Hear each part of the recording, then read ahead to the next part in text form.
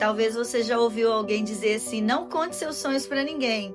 O problema, às vezes, não é nem você contar seus sonhos. Talvez o problema está em quem está ouvindo seus sonhos, que não está preparado para saber o que Deus vai fazer através da sua vida.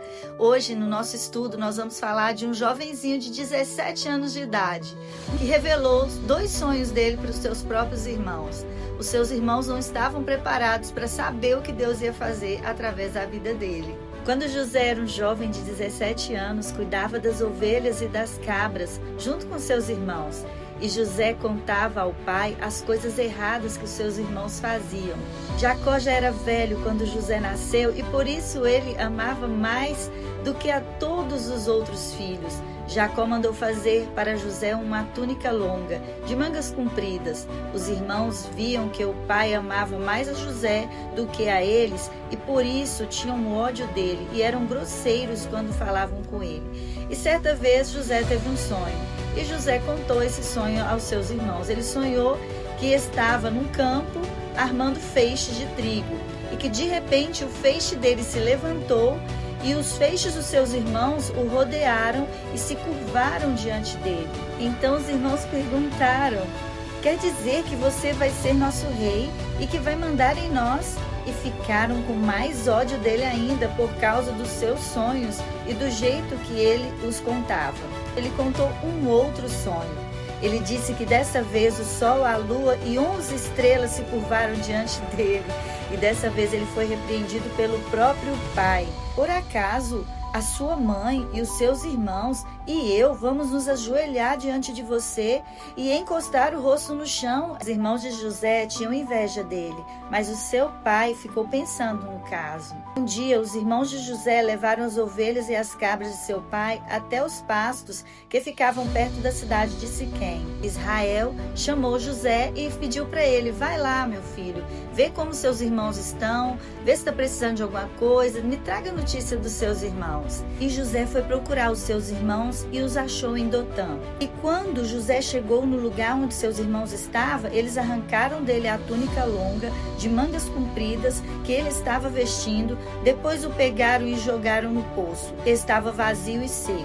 E Judá, seu irmão, persuadiu os outros irmãos a não matarem José, vender para uma caravana de ismaelitas que estavam passando no momento indo para o Egito. E assim eles fizeram, venderam José, e José foi parar na casa de Potifar, oficial e capitão da guarda do rei do Egito. Deus abençoava José em tudo o que ele fazia. Potifar entregou nas mãos de José tudo o que tinha e não se preocupava com nada a não ser com a comida que comia.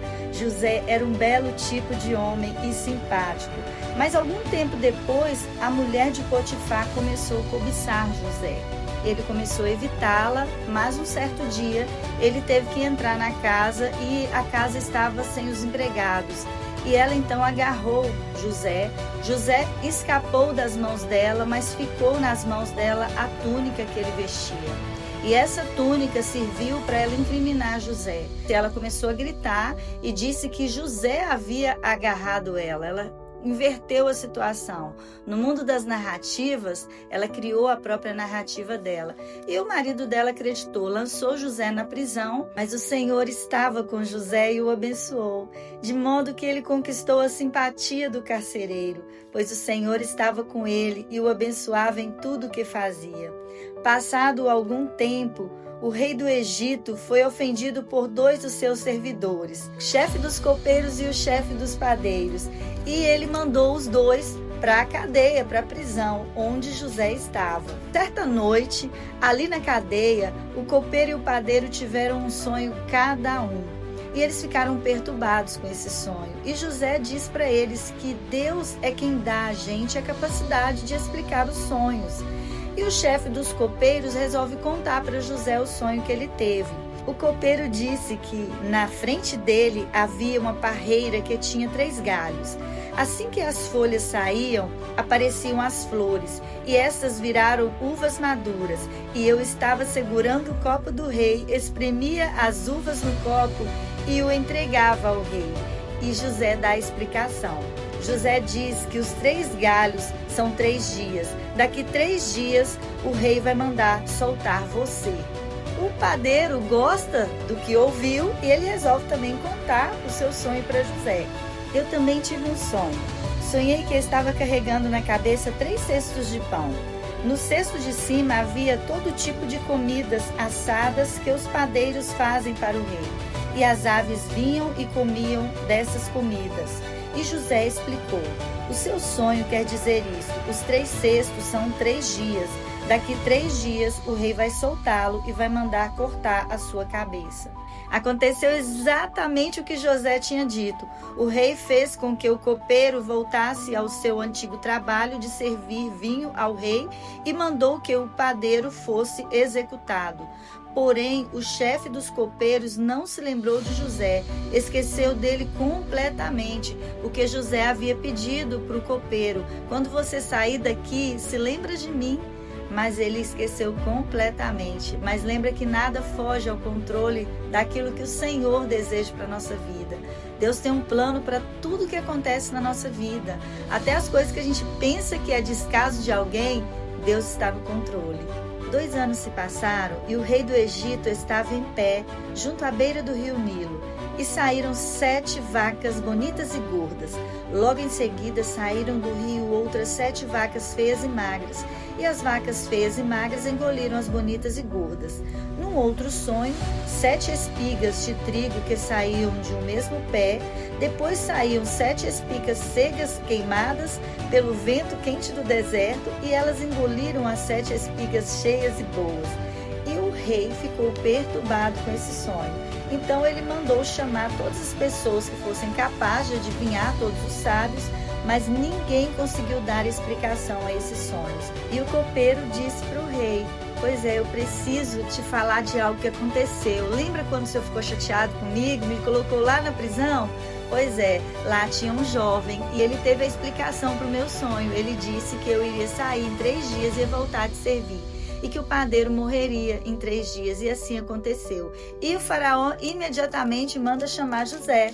Ouvi dizer que você é capaz de explicar sonhos, o rei disse para José. Isso não depende de mim, respondeu José. É Deus quem vai dar uma resposta para o bem do Senhor, ó rei. Os 2 sonhos querem dizer a mesma coisa. É exatamente como eu disse. Deus mostrou ao Senhor, ó rei, o que vai fazer. Virão 7 anos em que vai haver muito alimento em todo o Egito. Depois virão 7 anos de muita fome. José orienta o faraó a escolher um homem sábio e inteligente para governar o Egito. E faraó olha para José e fala: se você está com Deus, não existe pessoa melhor para governar o Egito. Coloca ele como governador de todo o Egito. José tinha cerca de 30 anos quando ele começou a governar todo o Egito. E a Bíblia diz que de todos os países vinha gente ao Egito para comprar cereais de José, pois o mundo inteiro havia uma grande falta de alimentos. E os irmãos de José também começaram a passar dificuldades lá na terra de Canaã. E Jacó, Israel, manda seus filhos irem comprar alimentos. Interessante que a Bíblia diz que quando José vê os seus irmãos, ele os reconhece de imediato. E quando José se apresenta como irmão, ele abraça seus irmãos. A Bíblia diz que ele chora muito, porque imagina quanta emoção nesse período todo, que os irmãos foram embora, voltaram, trouxeram Benjamim. Ele manda uma comitiva junto com seus irmãos para trazer o seu pai. Vai sair agora da terra de Canaã e vai morar uma temporada na terra do Egito. E Israel e toda a sua família chegam no Egito. Cerca de 70 pessoas.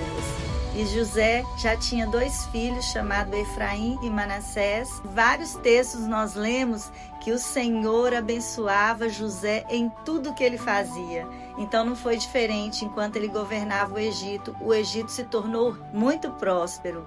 Os sonhos de José se cumpriram. De fato, os irmãos dele, os feixes, se curvaram diante do feixe de trigo que era José.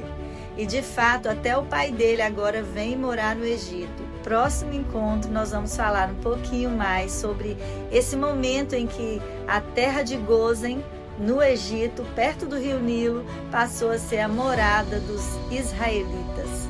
Deus abençoe você e até o nosso próximo estudo.